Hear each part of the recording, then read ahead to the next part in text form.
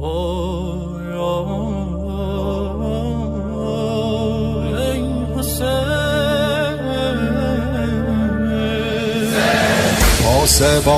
حرم سار الله،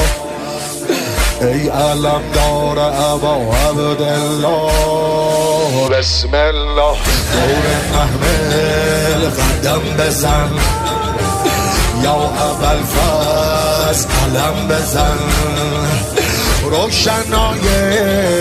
شب تارم قمر بنین، به تو گرمه دل زینب پسر بنین، ابر و باد و مه و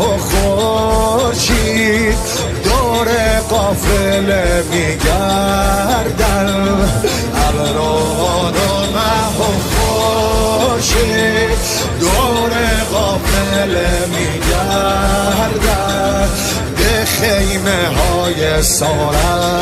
الله عرض ارادت میکردم، عرض ارادت میکردم.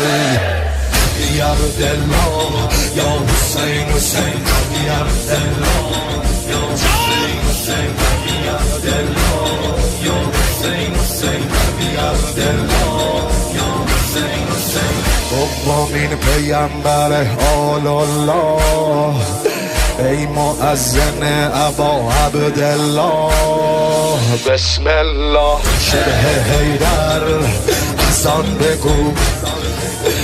علی اکبر از آن بگو، از ازل تا به قیامت به خدای فاطمه مثل خورشید میدرخشن بچه های فاطمه، یک به یک از راه رسیدن جوانای بنی هاشم، یک به یک از راه رسیدن جوانای بنی هاشم، با پرچم حسن اومد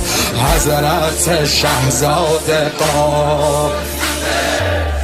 یا عبدالله یا حسین حسین